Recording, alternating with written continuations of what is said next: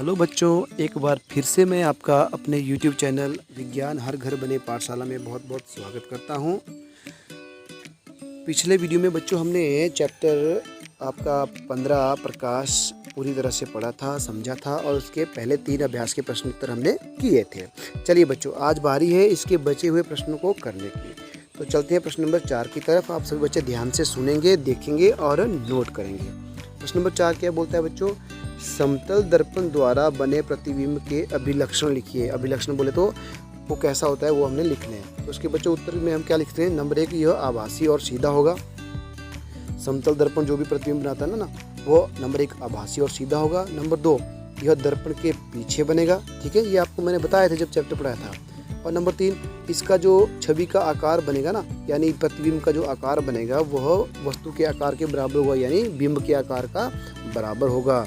चौथा, पार्श्व उल्टी छवि, यानी जो आपका प्रतिबिंब बनेगा वह पीछे बनेगा, उल्टा बनेगा और दाईं ओर से दिखाई देने वाले बाईं ओर छवि दिखाई देगी।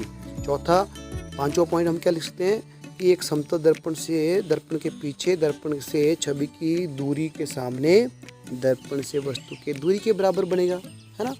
तो दर्पण जो बनेगा, जो बिंब बनेगा प्रतिबिंब, वो दर्पण से वस्तु की दूरी के समान दूरी के बराबर बनेगा।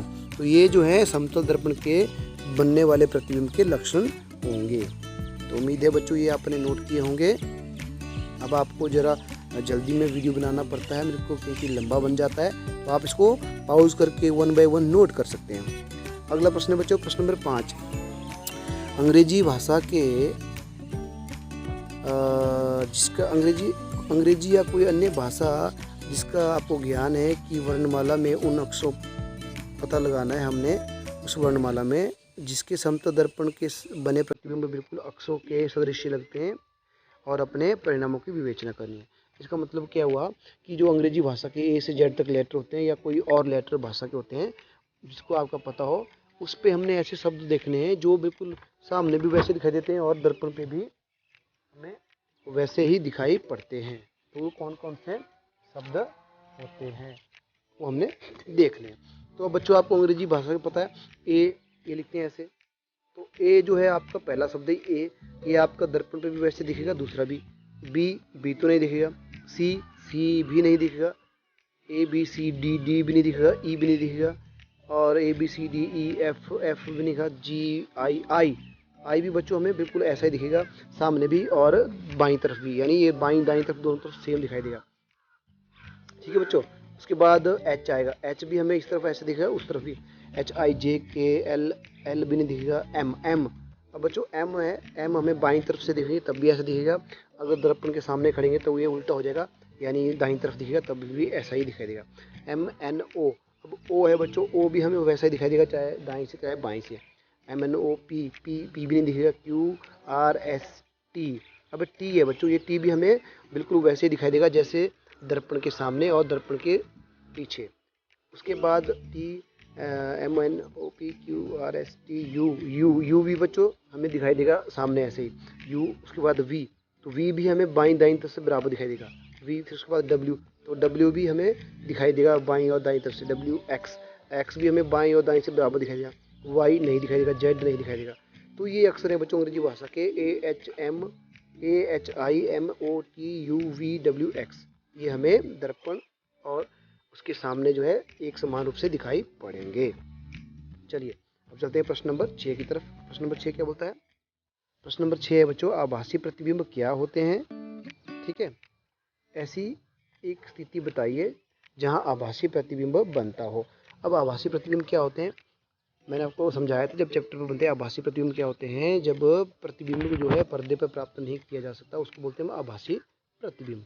जो प्रतिबिंब जो छवि जो है पर्दे पर प्राप्त नहीं की जा सकती है उसको बोलते हैं हम आभासी प्रतिबिंब। तो बच्चों समतल दर्पण द्वारा जो निर्मित प्रतिबिंब होते हैं वो उत्तल दर्पण और अवतल लेंस आभासी होते हैं। ठीक है, तो ये उत्तल लेंस और अवतल लेंस से आभासी प्रतिबिंब होते हैं। अब चलिए प्रश्न नंबर 7 की तरफ। उत्तल तथा अवतल लेंसों में 2 अंतर बताइए। तो बच्चों बहुत आसान है, मैंने आपको समझाया था, दोनों में हमने अंतर बताने हैं कि उत्तल लेंस क्या होते हैं और अवतल लेंस क्या होते हैं। तो पहला उत्तर क्या होगा? उत्तल लेंस द्वारा जो प्रतिबिंब बनता है बच्चों, वह वस्तु से बड़े बनते हैं, छोटे भी बनते हैं और वस्तु के आकार के भी बन सकते हैं, जबकि अवतल लेंस हमेशा वस्तु से छोटे प्रतिबिंब ही बनाता है। तो पहला पॉइंट ये आपने याद रखना, जो उत्तल लेंस होते हैं वस्तु के आकार से बड़े, छोटे या बराबर आकार के प्रतिबिंब भी बना सकते हैं, परंतु अवतल लेंस हमेशा उससे छोटे आकार के ही प्रतिबिंब बनाते हैं। ठीक है। अब दूसरा अंतर क्या होगा, एक उत्तल लेंस होता है बच्चों, वह वास्तविक और आभासी दोनों प्रकार के प्रतिबिंब बनाता है, ध्यान रखना आपने, जबकि अवतल लेंस हमेशा आभासी प्रतिबिंब बनाता है। तो जो उत्तल लेंस होता है वह वास्तविक और आभासी दोनों प्रतिबिंब बनाता है, जबकि अवतल आपका केवल और केवल आभासी प्रतिबिंब बनाता है। चलते प्रश्न नंबर 8 की तरफ।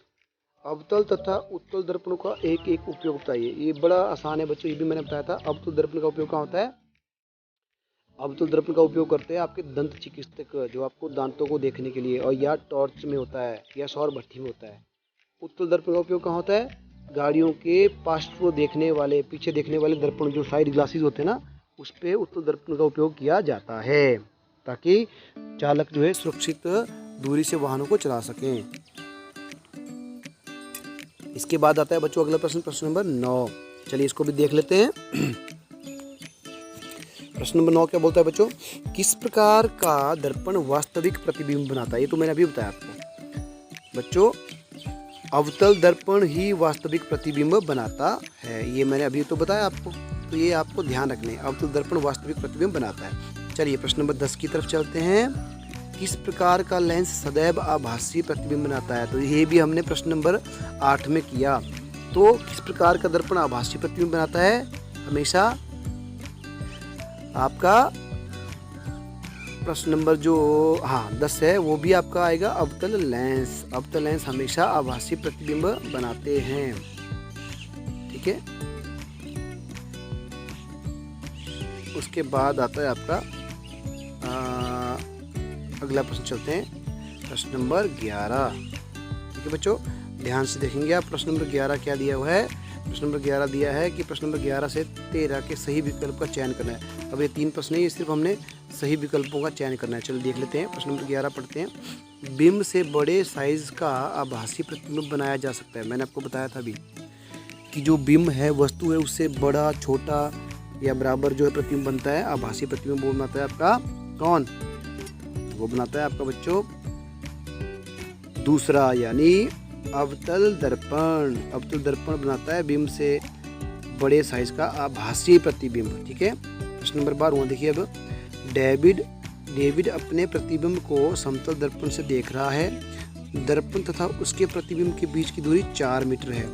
यदि वह दर्पण की ओर 1 मीटर चलता है तो डेविड तथा उसके प्रतिबिंब के बीच भी दूरी कितनी रहेगी, 3 मीटर, 5 मीटर या 6 मीटर, कौन सी रहेगी, उसकी दूरी रहेगी बच्चों 6 मीटर।